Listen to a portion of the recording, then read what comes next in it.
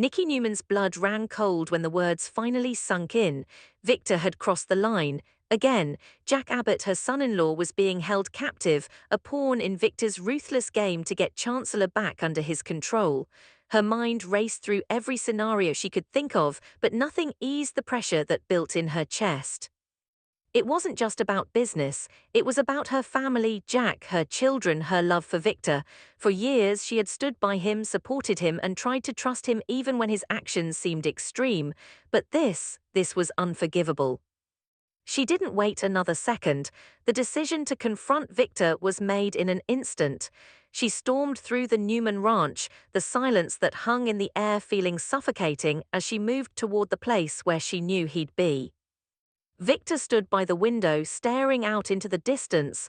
He didn't even flinch when she entered, his back still to her. "What did you do?" Nikki's voice cracked with raw emotion, but she didn't hold back. "Victor, how could you? Jack, you kidnapped him." Victor turned slowly, unfazed by her anger. "I did what I had to do, Nikki. Jack's freedom was never really in your hands, was it? It was always in my control, and now I'm going to get Chancellor back where it belongs." Nikki shook her head, disbelief flooding her. "You're willing to destroy everything for this. You're willing to destroy our family." Victor took a step toward her, his face calm but cold. "I'm not destroying anything. I'm restoring order. Jack's a part of that equation now. You'll understand once this is over." "No," Nikki snapped. "I won't understand. You've pushed me too far this time. I won't stay with you while you do this. You have to let Jack go right now." Victor's expression didn't change. "I've made my decision and Jack's not going anywhere until I get what I want." Nikki felt a surge of fury, a deep, dark anger that she hadn't felt in years. How could he do this? How could he drag their family into another one of his manipulative schemes? "You have one last chance, Victor," Nikki hissed, her body trembling with anger. "Release Jack or I'm done." Victor's eyes narrowed, his jaw tightening. "You'll regret this." "You're the one who will regret it," Nikki shot back, her heart heavy with the weight of the ultimatum. She didn't want to walk away from him, she didn't want to lose him, but she knew she couldn't keep living in his shadow if he was going to keep making decisions like this. With one last glare, Nikki turned and left the room, her heart torn. She had made a promise to herself before to stand by him, but not like this, not when he crossed a line that left her no choice but to walk away. Meanwhile, across town, Billy Abbott was packing in his living room, every muscle tense, every nerve on edge. He had tried to hold it together, tried to stay calm, but the news of Jack's kidnapping had shattered any sense of control he had left. His brother, his flesh and blood, was being held captive by the man he had spent most of his life fighting, and there was nothing Billy could do to stop it. Victor had been clear, Chancellor in exchange for Jack's life. Billy couldn't help the fear that gnawed at him, the knowledge that his family was on the line.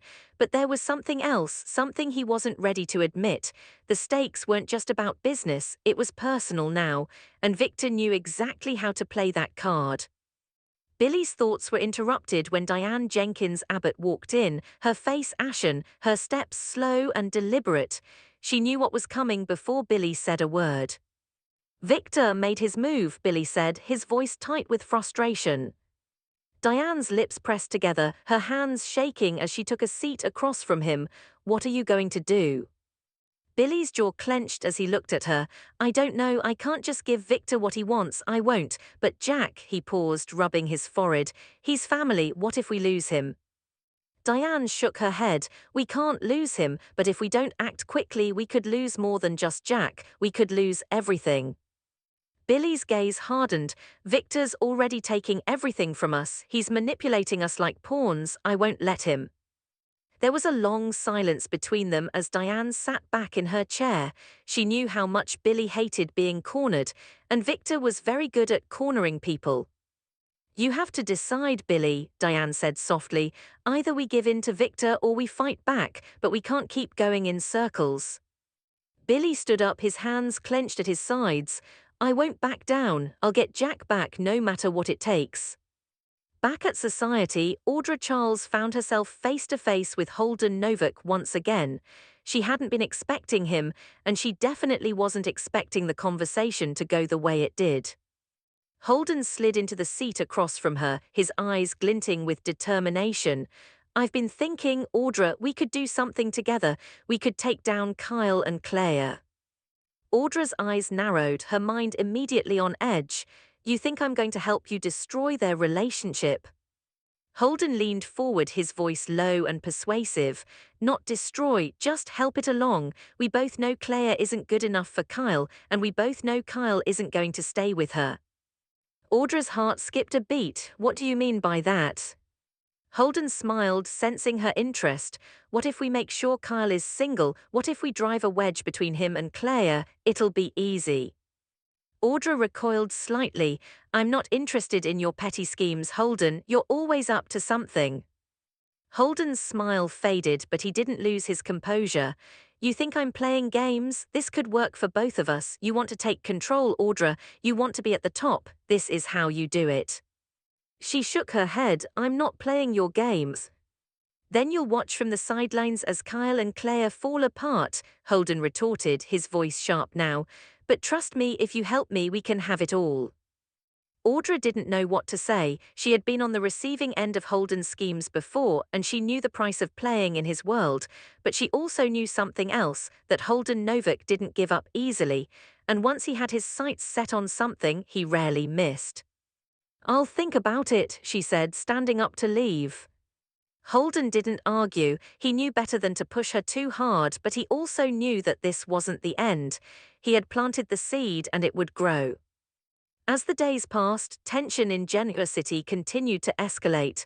Nikki refused to back down from Victor's ultimatum, even as Victor's icy demeanor showed no sign of breaking. She wasn't going to let him control her anymore, not after everything he had done. But as much as she wanted to fight him, she knew she couldn't do it alone. She needed support, and she needed to find a way to make Victor see reason before it was too late. Nikki knew one thing for sure: she wasn't about to let Jack suffer because of Victor's obsession with power. Meanwhile, Billy had a plan, a desperate one, but a plan nonetheless. He had no intention of giving Victor what he wanted, but he also knew the clock was ticking. Jack's life was on the line and Billy was running out of time. He called Diane again, his voice urgent. We have to move fast. We can't wait for Victor to make the next move. Diane was quieter this time, more calculating. What do you have in mind? Billy's voice lowered, filled with determination. I'm going to take Victor down, once and for all. But what Billy didn't know was that Victor was already one step ahead. The move had already been made, and Jack's fate was more uncertain than ever. As the clock ticked down, the Abbott family found themselves at a crossroads, between saving Jack and losing everything they held dear. And in the shadows, Holden Novak and Audra Charles were quietly conspiring to tear apart what little was left. Victor Newman was playing a game, and he wasn't planning on losing. But neither was Billy Abbott. And neither was anyone else who had a stake in the game. The battle for control was on, and the consequences would be felt by everyone.